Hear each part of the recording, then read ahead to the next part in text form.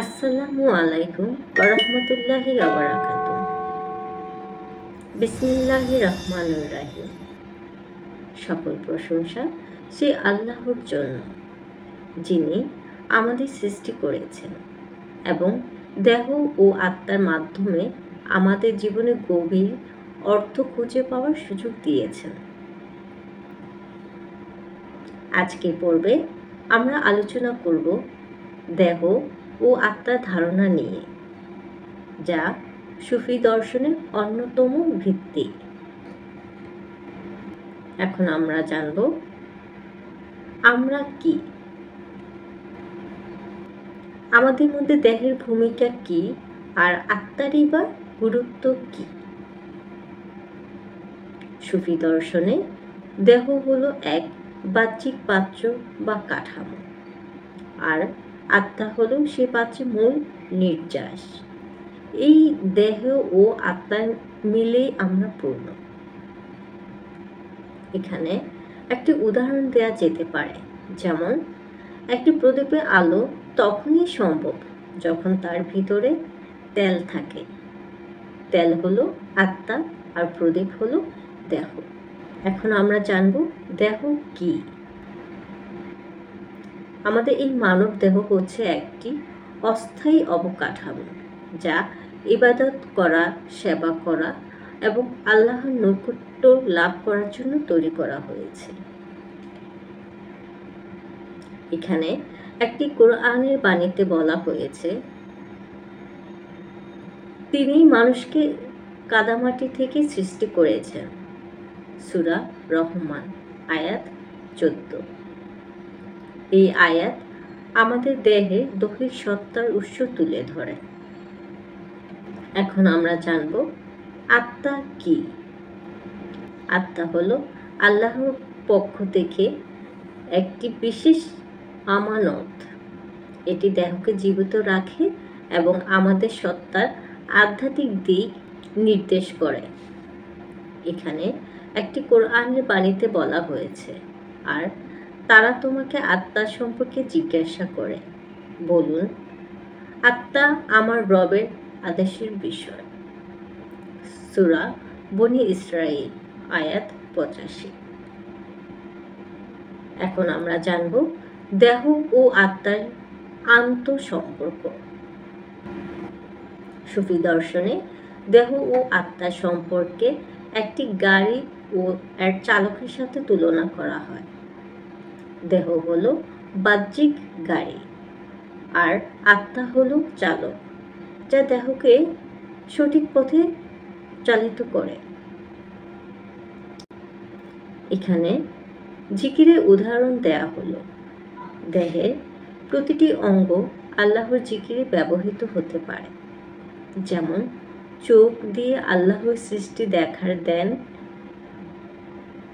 জিভ দিয়ে আল্লাহর নাম স্মরণ। প্রিয় বন্ধুরা, দেহ ও আত্মার ভারসাম্য কিভাবে আমরা বজায় রাখতে পারি? দেহের যত্ন নেওয়া আধ্যাত্মিকতার অংশ, কিন্তু শুধুমাত্র দেহের পরিচর্যা সীমাবদ্ধ থাকলে আত্মার ক্ষতি হয়।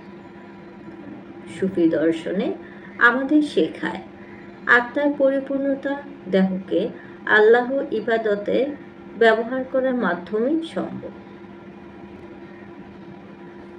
এখানে কিছু উপদেশ দেয়া শ্রেয়, যেমন দেহ পরিচ্ছন্ন রাখা, দেহ ও আত্মার জন্য হালাল খাবারের ব্যবস্থা করা, দেহের মাধ্যমে আত্মার উন্নতি সাধন করা। এবার এগুলোর প্রাসঙ্গিকতা নিয়ে কথা। এই দেহ ও আত্মার জ্ঞান আমাদের দৈনন্দিন জীবনে আল্লাহর সাথে সংযোগ স্থাপন করতে সাহায্য করে।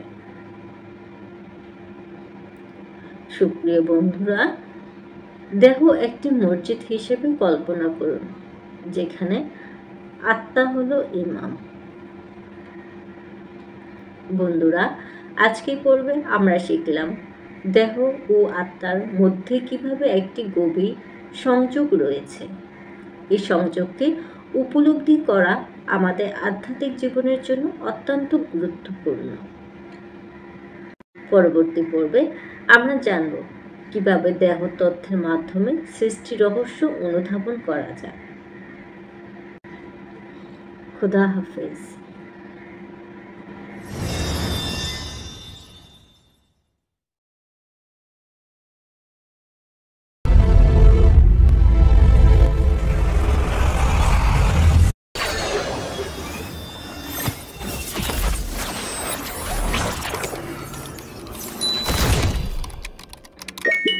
বিসমিল্লাহির রহমানুর রহিম। আজকে পর্বে আমরা আলোচনা করব সৃষ্টি রহস্য ও দেহ তথ্য নিয়ে। আল্লাহ তাআলা কেন আমাদের সৃষ্টি করলেন? আমাদের মানবদেহে এমন কি রহস্য লুকিয়ে আছে যা আল্লাহর মহান পরিকল্পনার অংশ? আসুন শুরু করি। প্রথমেই আসি সৃষ্টির উদ্দেশ্য। মহান আল্লাহ তাআলা কোরআনে বলেছেন, আমি জিন ও মানুষকে কেবল ইবাদতের জন্য সৃষ্টি করেছি। সূরা আজ জারিয়াত আয়াত 56। সৃষ্টির মূল উদ্দেশ্য হল আল্লাহকে চেনা, তার ইবাদত করা এবং তার প্রতি আনুগত্য প্রকাশ করা। আর দেহ হলো সেই মাধ্যম যার মাধ্যমে আমরা আল্লাহর ইবাদত করি এবং তার নির্দেশ পালন করি। আল আমানা ও মানবদেহের দায়িত্ব। আল্লাহ তাআলা কোরআনে উল্লেখ করেছেন, আমরা আকাশ, পৃথিবী ও পাহাড়ের উপর আমানত অর্পণ করেছিলাম, কিন্তু তারা তা বহন করতে অপারগ ছিল। মানুষ তা গ্রহণ করেছিল। সূরা আল আহজাব আয়াত 72। এই আমানা, যার অর্থ হচ্ছে বিশ্বাস, ইংরেজিতে যাকে ট্রাস্ট বলে, এই আমানা হলো মানব জাতির জন্য একটি দায়িত্ব। মানবদেহে আল্লাহর সেই আমানা বহন করার মাধ্যম। আমাদের দেহের প্রতিটি অংশ আমাদের দায়িত্বর কথা স্মরণ করিয়ে দেয় যে আমরা আল্লাহর সামনে জবাবদিহিতার জন্য প্রেরিত হয়েছি। মানবদেহে আধ্যাত্মিক তাৎপর্য। মানবদেহ শুধুমাত্র শারীরিক অঙ্গ প্রত্যঙ্গের সমষ্টি নয়, প্রতিটি অঙ্গে গভীর আধ্যাত্মিক তাৎপর্য লুকিয়ে আছে। যেমন হৃদয়, যাকে আমরা ইংরেজিতে হার্ট বলি, এটি কেবল রক্ত প্রবাহিত করে না, এটি বিশ্বাস, ঈমান এবং তাকওয়াকুলের কেন্দ্র হিসেবেও কাজ করে। জিহ্বা বা টাং, এটি আল্লাহর জিকির এবং ইবাদতের জন্য ব্যবহার করা হয়। আর যে ব্যক্তি জিকির থেকে দূরে থাকে তার হৃদয় সংকীর্ণ হয়ে যায়। আল্লাহ তাআলা কোরআনে বলেছেন, আর যে ব্যক্তি আমার স্মরণে থেকে মুখ ফিরিয়ে নেয় তার জন্য সংকীর্ণ জীবন থাকবে এবং আমরা তাকে কিয়ামতের দিন অন্ধ অবস্থায় উত্থিত করব। সূরা তাহা আয়াত নাম্বার 124। এই আয়াতে আল্লাহর জিকির থেকে বিমুখ থাকার পরিণতি সম্পর্কে সতর্ক করা হয়েছে, আর এটা জিহ্বার সাহায্যে করা হয়। চোখ বা আইস, আল্লাহর সৃষ্টিকে দেখা এবং তার প্রশংসা করার জন্য চোখের পবিত্রতা রক্ষা করা আমাদের দায়িত্ব। কান বা ইয়ার্স হলো সত্য শোনার এবং মিথ্যা বর্জনের মাধ্যম। হাত বা হ্যান্ডস এটা সৎ কাজের জন্য ব্যবহৃত হয়। পা বা ফিট হলো আল্লাহর পথে চলার এবং পাপ থেকে দূরে থাকার মাধ্যম। মানবদেহের মাধ্যমে আল্লাহর সৃষ্টি চেনা। মানবদেহে জটিলতা প্রমাণ করে যে এর স্রষ্টা কত মহান। আল্লাহ বলেছেন, আমি তোমাদের দেহের ভেতরে আমার নিদর্শন রেখেছি, তোমরা কি দেখো না? সূরা আজ জারিয়াত আয়াত 21। এখন জানব দেহের সঙ্গে আত্মার সম্পর্ক। দেহ আর আত্মা একসঙ্গে মিলে মানব জীবনকে সম্পূর্ণ করে। দেহের যত্ন নেওয়া মানে আমানাহ রক্ষা করা। আত্মার পরিশুদ্ধি এবং দেহের পবিত্রতাকে একসঙ্গে আল্লাহর পথে চলার উপায়। শেষ কথা, মানবদেহ কোনো সাধারণ বস্তু নয়, এটি আল্লাহর অসীম জ্ঞান ও ক্ষমতার নিদর্শন। আমাদের প্রতিটি অঙ্গ আমাদের দায়িত্বের কথা স্মরণ করিয়ে দেয়। আমরা যেন আল্লাহ এই আমানত যথাযথভাবে পালন করি এবং আমাদের দেহ ও আত্মাকে আল্লাহর ইবাদতে নিবেদিত করি। প্রিয় দর্শক, আজকে আলোচনায় এই সুন্দর বার্তাগুলো অন্যদের সঙ্গে শেয়ার করুন। আল্লাহ আমাদের সবাইকে সঠিক পথ প্রদর্শন করুন। ফি আমানিল্লাহ।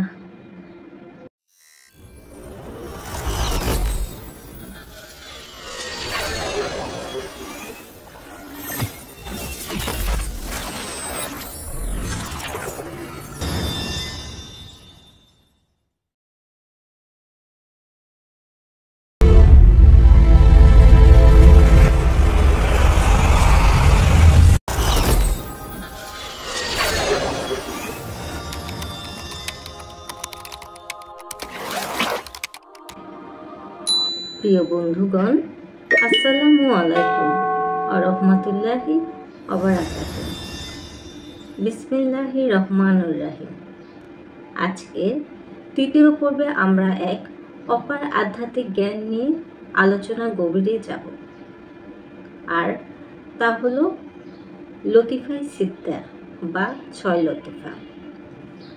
সুফি দর্শনের মতে দেহে 6টি আধ্যাত্মিক কেন্দ্রীয় বিন্দু বা লতিফা রয়েছে, যা আমাদের আত্মা এবং সৃষ্টিকর্তার সঙ্গে সংযোগ স্থাপনে সহায়তা করে।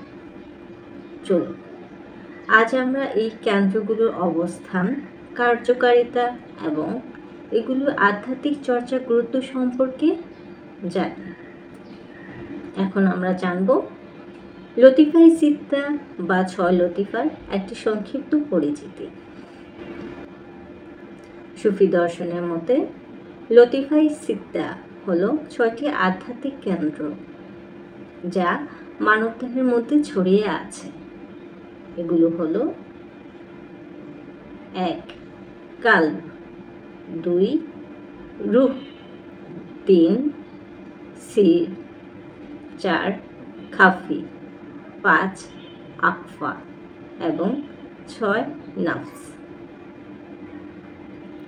এই প্রত্যেকটি কেন্দ্র আমাদের দেহ ও আত্মার গভীর স্তরের সঙ্গে সংযুক্ত এবং এদের সঠিক চর্চা আমাদের আধ্যাত্মিক উন্নতি ঘটাতে সাহায্য করে।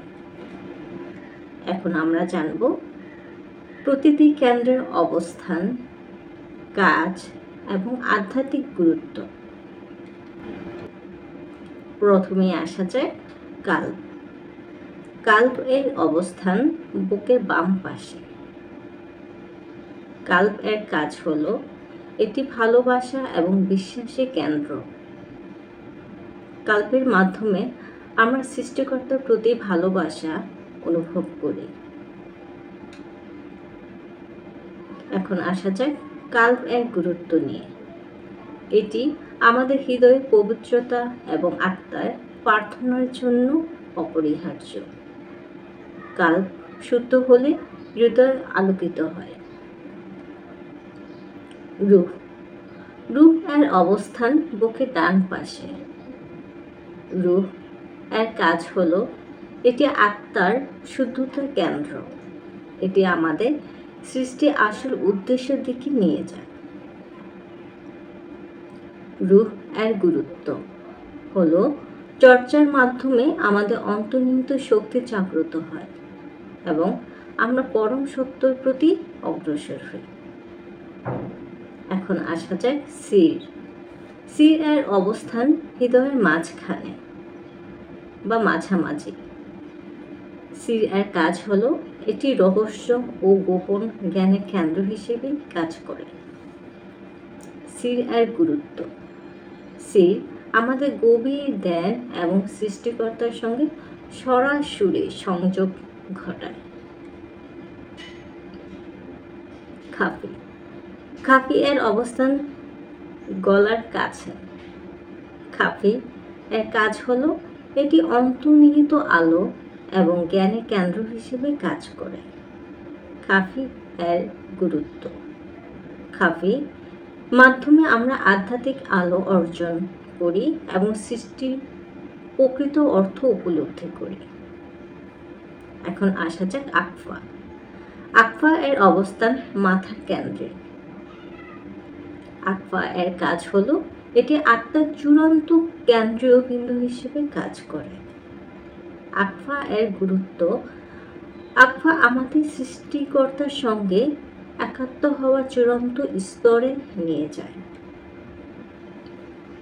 নাফস। নাফস এর অবস্থান নাভির নিচে। নাফস এর কাজ হলো এটা আমাদের প্রবৃত্তি ও আত্মিক বাধার কেন্দ্র। এখন আসা যাক নাফস এর গুরুত্ব সম্পর্কে। নাফসকে নিয়ন্ত্রণ করা আধ্যাত্মিক চর্চার প্রথম ধাপ। এর শুদ্ধতা আত্মার মুক্তি আনে। এখন আমরা জানব কিভাবে চর্চার মাধ্যমে আধ্যাত্মিক উন্নতি সম্ভব। 6 লতিফা চর্চা হলো ধ্যান, জিকির এবং আত্মবিশ্লেষণ, যার মাধ্যমে ধীরে ধীরে দেহের প্রতিটি কেন্দ্রকে শুদ্ধ করা যায়। চর্চার ধাপসমূহ। লতিফায়ে সিত্তা চর্চার ধাপসমূহ হলো জিকির। জিকিরের মাধ্যমে আল্লাহর নামের উচ্চারণ করে প্রতিটি কেন্দ্রে আলোর প্রবাহ জাগ্রত করতে হয়। ধ্যান। এই পর্যায়ে দেহের প্রতিটি কেন্দ্রে মনোনিবেশ করে সৃষ্টিকর্তার সান্নিধ্য অনুভব করতে হয়। ধ্যান এবং জিকির দুটি আলাদা বিষয়। আত্মবিশ্লেষণ। এই পর্যায়ে নিজের ত্রুটি ও দুর্বলতাগুলো স্বীকার করে এগুলো সংশোধন করতে হয়। শুদ্ধাচার। এ পর্যায়ে প্রতিদিনের জীবনের সত্য, ধৈর্য এবং ভালোবাসার চর্চা করতে হয়। এখন আসা যায় এসব কিছু উপকারিতা। এসব কিছু উপকারিতা হলো আত্মশুদ্ধি, আধ্যাত্মিক শক্তি ও অন্তর্দৃষ্টি বৃদ্ধি এবং সৃষ্টিকর্তার প্রতি গভীর সংযোগ তৈরি। পরিশেষ। প্রিয় বন্ধুগণ, লতিফায়ে সিত্তা বা 6 লতিফার মাধ্যমে আমরা বুঝতে পারি যে আমাদের দেহ শুধু একটি শারীরিক অবয়ব নয়, এটি এক অপার আধ্যাত্মিক শক্তির আধার। এই শক্তি সঠিক চর্চার মাধ্যমে আমরা সৃষ্টিকর্তার কাছাকাছি আরও ঘনিষ্ঠ হতে পারে। আপনারা যারা আধ্যাত্মিক যাত্রায় আগ্রহী তাদের জন্য এটি এক অনন্য পথ। আগামী 4র্থ পর্বে আমরা আরও গভীর আলোচনায় প্রবেশ করব। ততক্ষণ পর্যন্ত সুস্থ থাকুন এবং আলোর পথে অগ্রসর হন। খোদা হাফেজ।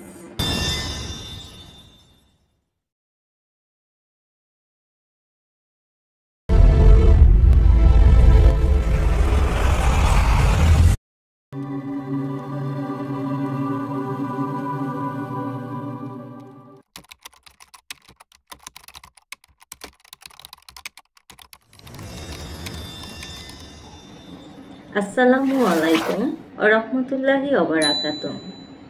বিসমিল্লাহি রহমানুর রাহিম। বন্ধুরা, দেহতথ্য একটি অদ্ভুত এবং গভীর রহস্য জগৎ। আমাদের দেহের ভিতরে এমন এক অদৃশ্য যুদ্ধক্ষেত্র রয়েছে যেখানে নফস এবং রুহের মধ্যকার দ্বন্দ্ব প্রতিনিয়ত চলে।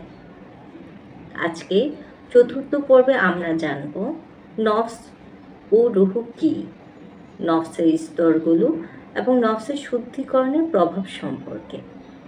নফস ও রুহ দেহতত্ত্বের দুই শক্তি। প্রথমে আসি রুহ সম্পর্কে। রুহ বা প্রাণ শক্তি। রুহ হলো আল্লাহর প্রদত্ত এক বিশেষ শক্তি যা আমাদের জীবনের মূল উৎস। এটি মানুষকে আল্লাহর সঙ্গে সংযোগ স্থাপনে সাহায্য করে এবং তার নৈতিক ও আধ্যাত্মিক বিকাশ ঘটায়। এখন আসা যাক নফস। নফস বা আত্মা হলো মানুষের সেই দিক এবং ইচ্ছার কেন্দ্র। এটি আমাদের চাহিদা, লোভ এবং আকাঙ্ক্ষার প্রতীক। নফসের বৈশিষ্ট্য হলো এটি যদি নিয়ন্ত্রণহীন থাকে তবে মানুষকে অধঃপতনের দিকে নিয়ে যেতে পারে। এখন আসা যায় নফসের স্তরসমূহ নিয়ে। নফসের তিনটি প্রধান স্তর রয়েছে যা কোরআন ও হাদিসে উল্লেখিত। 1. নফসে আম্মারা বা পাপের দিকে পরিচিত করা নফস হলো এটি মানুষের সেই দিক যা তাকে পাপের দিকে টানে। কোরআনে বলা হয়েছে, নিশ্চয়ই নফস মন্দের প্রতি তীব্র প্ররোচনা দেয়। সূরা ইউসুফ আয়াত 53। 2. নফসে লাওয়ামা বা অনুশোচনাকারী নফস। এই স্তরে মানুষ ভুল করলেও অনুশোচনা করে এবং নিজেকে সংশোধন করতে চেষ্টা করে। এটি নৈতিক উন্নতির পথে প্রথম ধাপ। 3. নফসে মুতমাইন্না বা শান্ত আত্মা। এই নফসের সর্বোচ্চ স্তর যেখানে মানুষ আল্লাহর সন্তুষ্টি অর্জন করে। কোরআনে বলা হয়েছে, হে শান্ত আত্মা, তুমি তোমার প্রভুর দিকে ফিরে এসো সন্তুষ্ট ও সন্তোষজনক অবস্থায়। সূরা আল ফজর আয়াত 27 থেকে 28। এখন আসা যায় নফসের শুদ্ধিকরণ বা তাজাকিয়া। তাজাকিয়া অর্থ শুদ্ধিকরণ বা পরিশুদ্ধি। এটি এমন এক প্রক্রিয়া যা মানুষকে তার নফসের মন্দ দিক থেকে মুক্ত করে এবং তাকে রুহের সঙ্গে মিলিত হতে সাহায্য করে।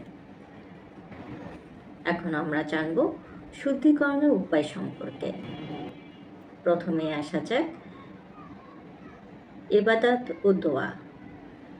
নিয়মিত নামাজ আদায়, কোরআন তেলাওয়াত এবং আল্লাহর স্মরণে মনোনিবেশ করা। দ্বিতীয়ত তওবা বা পাপ থেকে ফিরে আসা, নিজের ভুলের জন্য অনুশোচনা করা এবং আল্লাহর কাছে ক্ষমা প্রার্থনা করা। তৃতীয়ত আত্মনিয়ন্ত্রণ, খাদ্য, ঘুম এবং অন্য শারীরিক চাহিদার উপর নিয়ন্ত্রণ স্থাপন। চতুর্থত আধ্যাত্মিক সংঘ, নেককার ও আল্লাহভীরু ব্যক্তিদের সঙ্গে সময় কাটানো। বন্ধুরা, এখন আমরা জানব দেহের উপর নফস ও রুহের যুদ্ধের প্রভাব সম্পর্কে।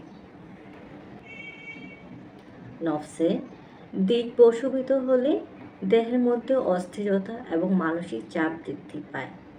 অপরদিকে রুহের শক্তি জাগ্রত হলে দেহে শান্তি ও স্থিতি বজায় থাকে। যখন নফস ও রুহের মধ্যে ভারসাম্য সৃষ্টি হয় তখন মানুষ আধ্যাত্মিক ও ও মানসিকভাবে উন্নতি হয়। পরিশেষে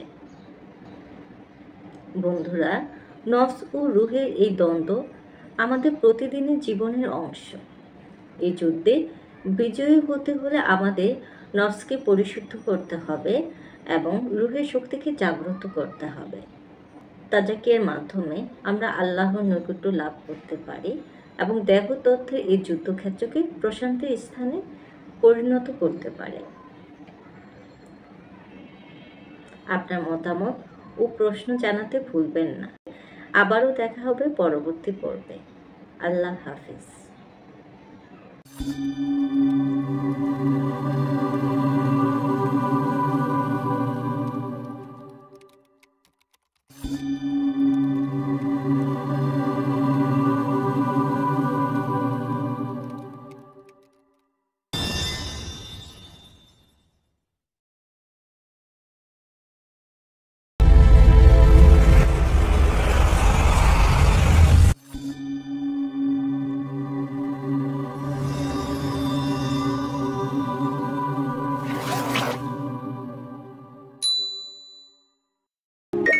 আসসালামু আলাইকুম ওয়া রাহমাতুল্লাহি ওয়া বারাকাতুহু।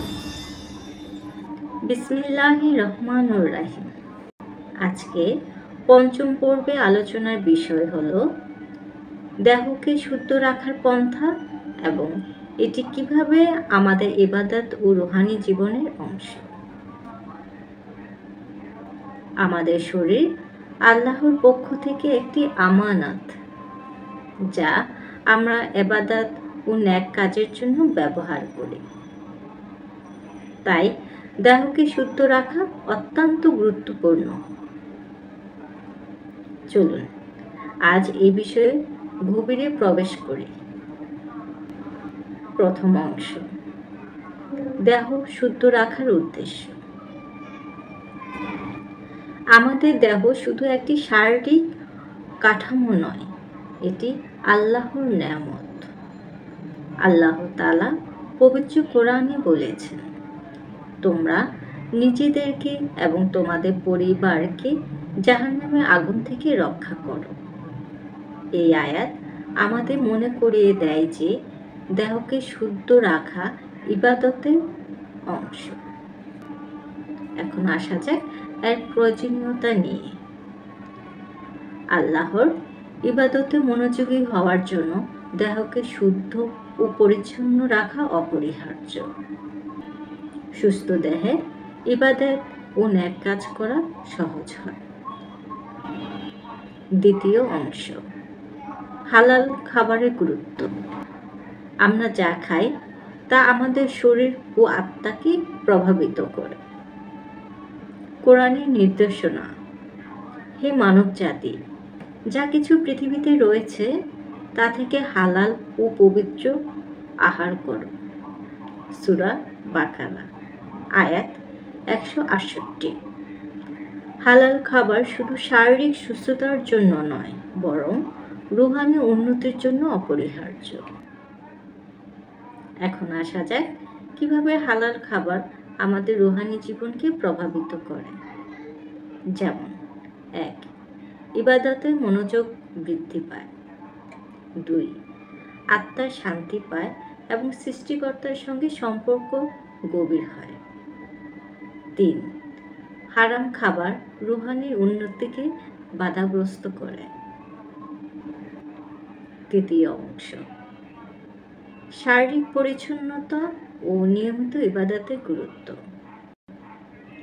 শারীরিক পরিচ্ছন্নতা, হাদিসের দৃষ্টিতে পরিচ্ছন্নতা ঈমানের অঙ্গ। মুসলিম শরীফ এর হাদিস।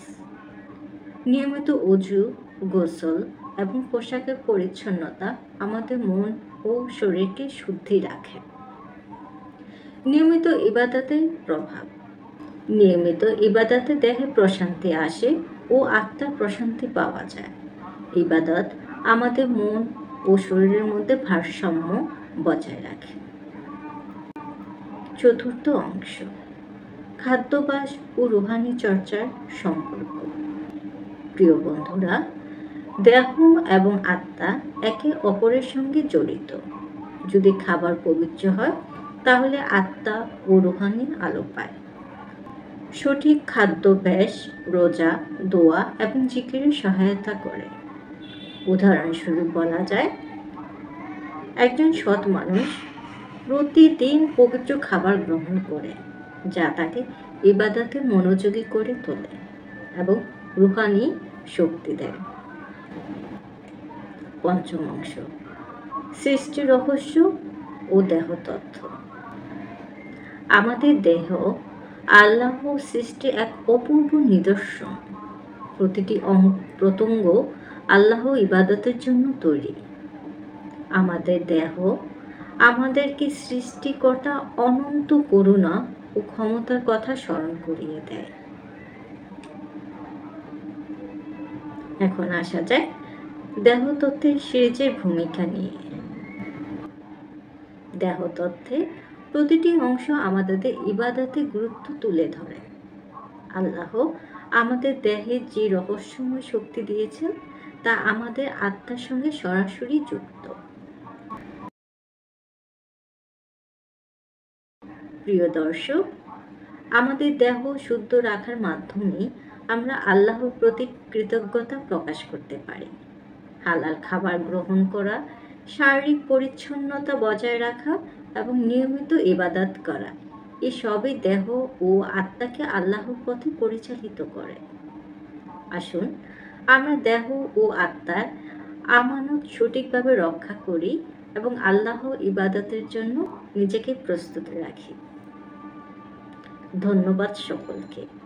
পরবর্তী ৬তম পর্বে আবার দেখা হবে। আল্লাহ হাফেজ।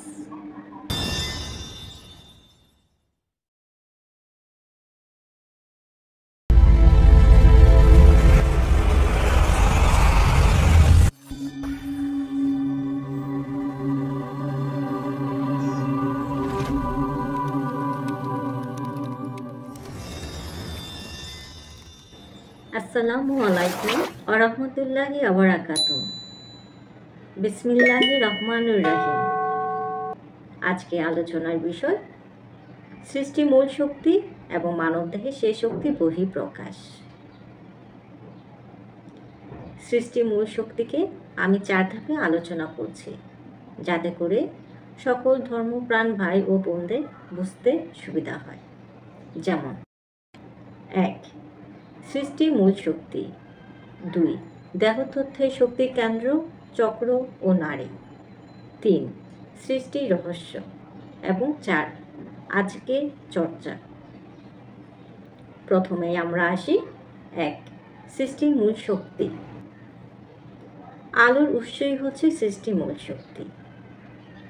প্রত্যেক সৃষ্টি কেন্দ্রে রয়েছে এক অনন্ত শক্তি।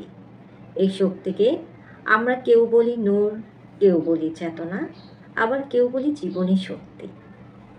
ধর্মীয় ও আধ্যাত্মিক শাস্ত্রে বলা হয় এই শক্তি সৃষ্টিকর্তার এক অংশ, যা সব জীবকে প্রাণ দেয়।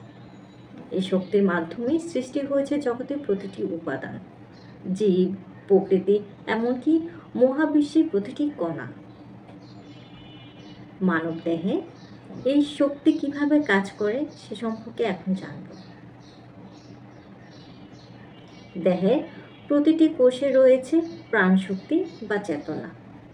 বিজ্ঞান বলে আমাদের শরীরে মাইটোকন্ড্রিয়া, এটি একটি গুরুত্বপূর্ণ কোষীয় অঙ্গাণু, যা কোষের শক্তি উৎপাদনে সাহায্য করে এবং প্রায় একে কোষের পাওয়ার হাউস বলা হয়।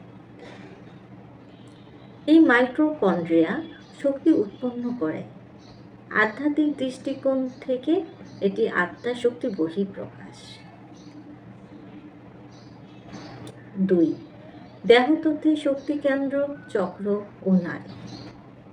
মানবদেহে 7টি প্রধান শক্তি কেন্দ্র বা চক্র আছে। আধ্যাত্মিক দর্শনে, বিশেষ করে যোগ ও তান্ত্রিক বিশ্বাসে, মানবদেহে 7টি প্রধান শক্তি কেন্দ্র বা চক্র রয়েছে। এগুলো হলো শক্তির প্রবাহের কেন্দ্র, যা আমাদের শারীরিক, মানসিক এবং আধ্যাত্মিক অবস্থাকে প্রভাবিত করে। এই চক্রগুলো হলো: 1. মূলাধার চক্র, অবস্থান মেরুদণ্ডের গোড়ায়, উপাদান মাটি, প্রভাব স্থিতিশীলতা, নিরাপত্তা এবং বেঁচে থাকার বোধ, এর রং হচ্ছে লাল। 2. স্বাধিষ্ঠান চক্র, স্বাধিষ্ঠান চক্র অবস্থান নাভির নিচে, এর উপাদান হচ্ছে জল, এর প্রভাব হচ্ছে সৃজনশীলতা, আবেগ এবং কামনা, এর রং হচ্ছে কমলা। 3 নম্বর মণিপুর চক্র, মণিপুর চক্রের অবস্থান নাভি এবং মধ্য পেটের মাঝখানে, এর উপাদান হচ্ছে অগ্নি, এর প্রভাব আত্মবিশ্বাস, শক্তি এবং ব্যক্তিত্ব, এর রং হচ্ছে হলুদ। 4 নম্বর অনাহত চক্র, এর অবস্থান বুকের মাঝখানে, এর উপাদান হচ্ছে বায়ু, এর প্রভাব হচ্ছে ভালোবাসা, করুণা এবং সম্পর্ক, রং সবুজ। বিশুদ্ধ চক্র, এর অবস্থান হচ্ছে আমাদের গলার কেন্দ্রে, এর উপাদান হচ্ছে আকাশ, প্রভাব যোগাযোগ, সত্য এবং সৃজনশীলতা, এর রং হচ্ছে নীল। 6 নম্বর হচ্ছে আজ্ঞা চক্র, এর অবস্থান দুই ভুরুর মাঝখানে, এর উপাদান আলো, এর প্রভাব হচ্ছে আমাদের দেহে অন্তর্দৃষ্টি, অন্তর্চেতনা এবং মনের স্থিতি, এর রং হচ্ছে বেগুনি ও গাঢ় নীল। 7 সহস্রার চক্র, অবস্থান মাথার উপরে, এর উপাদান হচ্ছে চেতনা, আমাদের দেহে এর প্রভাব হচ্ছে আধ্যাত্মিক সংযোগ এবং চূড়ান্ত জ্ঞান, বেগুনি ও সাদা হচ্ছে এর রং। প্রত্যেকটি চক্রের ভারসাম্য বজায় রাখা আমাদের শারীরিক ও মানসিক স্বাস্থ্য এবং আধ্যাত্মিক বিকাশের জন্য গুরুত্বপূর্ণ। যদি চক্রগুলো কোনোটি বাধাগ্রস্ত হয় তবে তা বিভিন্নভাবে আমাদের জীবনে প্রভাব ফেলতে পারে। নারীর ভূমিকা, আমাদের দেহে ৭২,০০০ নাড়ি রয়েছে, যার মধ্যে 3টি হলো প্রধান, যেমন ইরা, পিঙ্গলা, সুষুম্না। এই নাড়িগুলো দিয়ে শক্তি প্রবাহিত হয়, যোগ ও ধ্যানের মাধ্যমে এই শক্তি সক্রিয় সম্ভব। 3 সৃষ্টির রহস্য, কিভাবে আমরা যুক্ত হই। সৃষ্টি শক্তি ও মানবদেহের সম্পর্ক বুঝতে হলে 3টি বিষয় গুরুত্বপূর্ণ, যেমন ধ্যান, প্রাণায়াম, আত্ম অন্বেষণ। প্রথমে আসি ধ্যান নিয়ে। ধ্যান আমাদের সৃষ্টি শক্তির সাথে সংযোগ স্থাপন করে। 2 প্রাণায়াম, প্রাণায়াম শ্বাস প্রশ্বাস নিয়ন্ত্রণ আমাদের চক্রগুলো সক্রিয় করে। 3 আত্ম অন্বেষণ, নিজেকে জানার মধ্য দিয়েই আমরা সৃষ্টি শক্তিকে উপলব্ধি করতে পারি। এখন আমরা জানব মানবদেহ কেন সৃষ্টির প্রতিফলন। প্রাচীন শাস্ত্রে বলা হয়, যা ব্রহ্মাণ্ডে তাই পিণ্ডে, অর্থাৎ মানবদেহই মহাবিশ্বের প্রতিরূপ। 4 আজকের চর্চা, শক্তি অনুভব করা।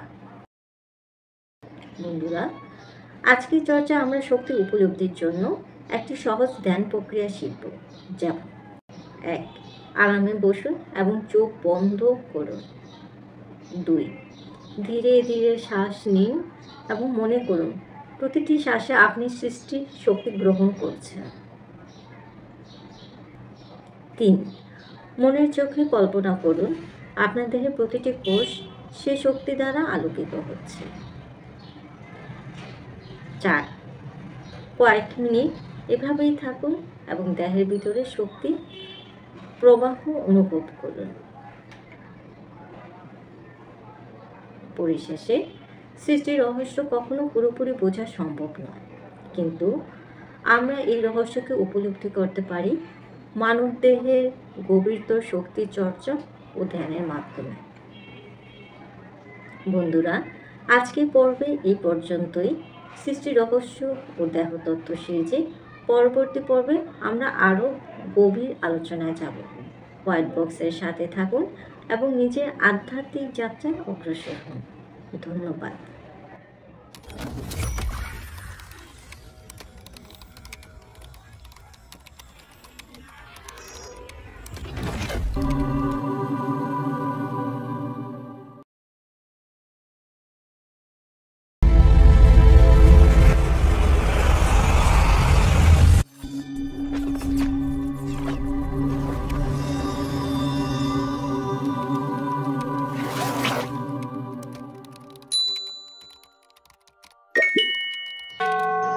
প্রিয় বন্ধুরা, আসসালামু আলাইকুম ওয়া রাহমাতুল্লাহি ওয়া বারাকাতুহু।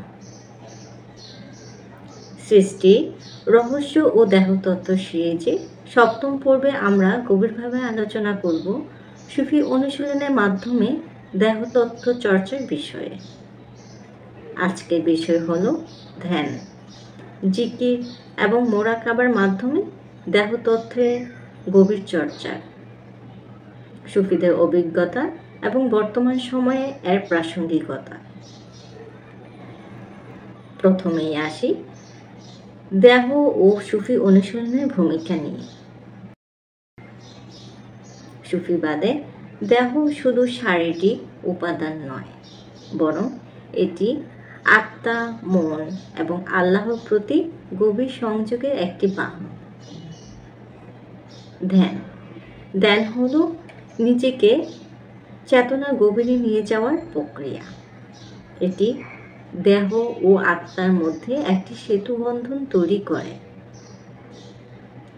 সুফিদের মতে ধ্যানের মাধ্যমে দেহকে আল্লাহ নূরের জন্য প্রস্তুত করা হয়। উদাহরণস্বরূপ বলা যেতে পারে লতিফা ধ্যান, যেখানে প্রতিটি লতিফা বা চেতনার স্তর সক্রিয় হয়। জিকিরের মাধ্যমে সুফিরা দেহ ও আত্মার ভারসাম্য বজায় রাখেন। আল্লাহর নামে পুনরাবৃত্তি বা সূরা পাঠ দেহ আধ্যাত্মিক শক্তি সঞ্চার করে। জিকিরের প্রক্রিয়া: নীরব জিকির বা খফি জিকির শুধুমাত্র চেতনার ভেতরে। আরেকটি হচ্ছে শব্দযুক্ত জিকির, যা দেহকে স্পন্দিত করে। এখন আসা যাক মোরাকাবা। এটি গভীর আত্মবিশ্লেষণের একটি পদ্ধতি। মোরাকাবার মাধ্যমে সুফি দেহের প্রতিটি অঙ্গের ভিতর আল্লাহর উপস্থিতি অনুভব করেন। প্রিয় বন্ধুরা, এখন আমরা আলোচনা করব সুফিদের অভিজ্ঞতা ও দেহতত্ত্ব চর্চা পদ্ধতি বিষয়ে। সুফি সাধকেরা দেহতত্ত্ব চর্চা অত্যন্ত গুরুত্ব দিয়েছেন। যেমন ইমাম গাজ্জালি, তিনি মনে করতেন দেহ আত্মার বাসস্থান এবং এর মাধ্যমে আল্লাহর ইবাদত করা হয়। জালাল উদ্দিন রুমি, তার মতে দেহ হলো আত্মার মন্দির এবং এর প্রতিটি অঙ্গকে আল্লাহর ভালোবাসায় নিবেদিত করতে হবে। রাবিয়া বসরি, তিনি প্রার্থনার মাধ্যমে দেহ ও আত্মাকে আল্লাহর পথে উৎসর্গ করেছেন। সুফি পদ্ধতিগুলোর উদাহরণ যেমন 40 দিনের ধ্যান, যা দেহ ও মনকে শুদ্ধ করে। এই অবস্থায় জিকিরের নিয়ত রাখা, যেমন লা ইলাহা ইল্লাল্লাহ উচ্চারণে মন এবং হৃদয়ে মিলন ঘটানো। প্রিয় বন্ধুরা, এখন আসা যায় বর্তমান সময়ে সুফি দেহতত্ত্ব চর্চার প্রাসঙ্গিকতা নিয়ে। আজকে ব্যস্ত জীবনে মানুষ শারীরিক ও মানসিক চাপের মধ্যে নিমজ্জিত। সুফি অনুশীলন এই চাপের প্রশান্তি আনতে পারে। ধ্যান বর্তমান যুগে মানসিক স্বাস্থ্য সমস্যা সমাধানে ধ্যান একটি কার্যকর উপায়। আধুনিক ধ্যান পদ্ধতি সুফি ধ্যান থেকেই প্রভাবিত, যেমন মাইন্ডফুলনেস, যা সুফিদের মোরাকাবার সাথে মিলে যায়। জিকির, জিকির দেহ ও মনকে শক্তি দেয়। প্রতিদিনই 10 মিনিটের জিকির চাপমুক্ত জীবনের জন্য প্রাসঙ্গিক। মোরাকাবা, আধুনিক সাইকোথেরাপি বা কাউন্সেলিংয়ের মতো এটি আত্মবিশ্লেষণ একটি শক্তিশালী উপায়, যেমন হৃদয় মনের সংযোগ, যা আজকের মনের শান্তির জন্য অপরিহার্য। সুপ্রিয় বন্ধুরা, সুফি দেহ তথ্য চর্চা আজও অত্যন্ত প্রাসঙ্গিক। ধ্যান, জিকির এবং মোরাকাবা শুধু আত্মিক শান্তি নয়, শারীরিক ও মানসিক সুস্থতারও পথ দেখায়। আপনাদের আমন্ত্রণ জানাই এই অনুশীলনগুলো নিজেদের জীবনে প্রয়োগ করে দেখুন। আল্লাহর নৈকট্য লাভে এই পথ আমাদের প্রত্যেকের জন্য উন্মুক্ত। সৃষ্টি রহস্য ও দেহতত্ত্ব সিরিজে পরবর্তী 8ম পর্বে আবারও দেখা হবে। আল্লাহ হাফেজ।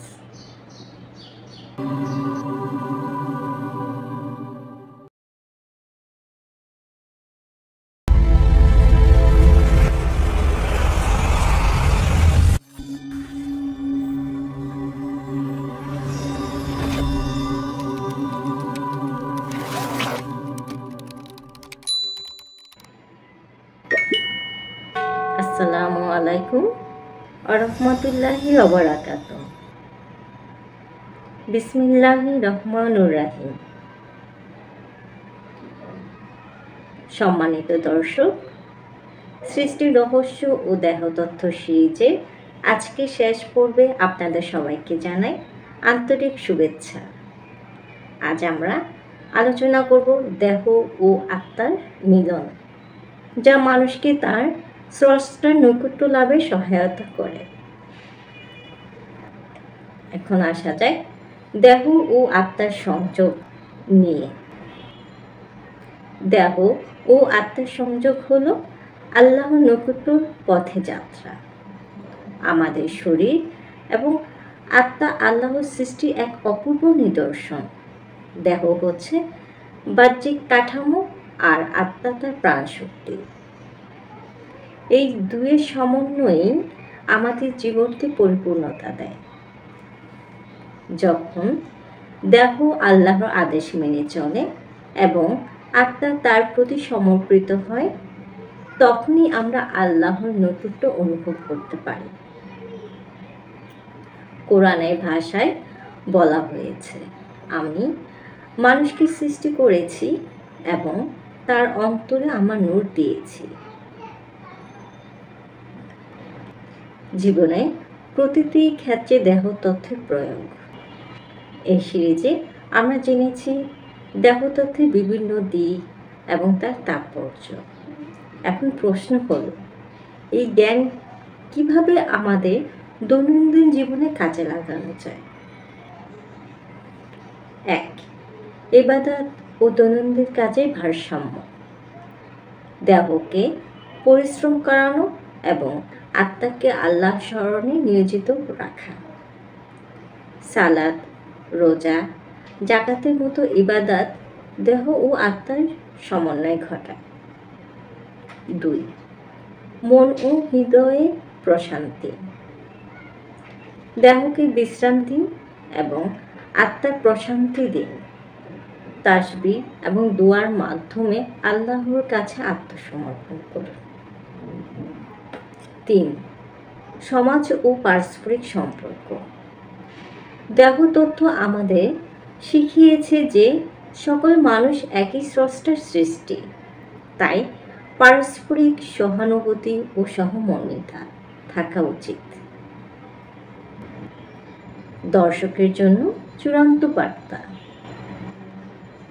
প্রিয় দর্শক, দেহ এবং আত্মা একে অপরের পরিপূরক। এই জীবন হচ্ছে এক অনন্য সুযোগ যাতে আমরা দেহের শক্তি এবং আত্মা জ্ঞানের সমন্বয় করে আমাদের স্রষ্টার নৈকট্য লাভ করতে পারি। সর্বদা মনে রাখবেন, আল্লাহ আমাদের সৃষ্টিকর্তা এবং তার পথে চলাই আমাদের জীবনের মূল উদ্দেশ্য। আমাদের প্রার্থনা যেন এই শিক্ষা আপনাদের জীবনে আলো প্রদীপ হয়ে থাকে। শুভ সমাপ্তি। এই ছিল আমাদের সৃষ্টির রহস্য ও দেহতত্ত্ব সিরিজের শেষ পর্ব। আমরা কৃতজ্ঞ আপনাদের প্রতি যারা আমাদের এই যাত্রার সঙ্গ দিয়েছেন। আল্লাহ আমাদের সবাইকে সঠিক পথে চলার তৌফিক দিন। পরবর্তী কোনো সিরিজে আবার দেখা হবে এই প্রত্যাশা। আল্লাহ হাফেজ।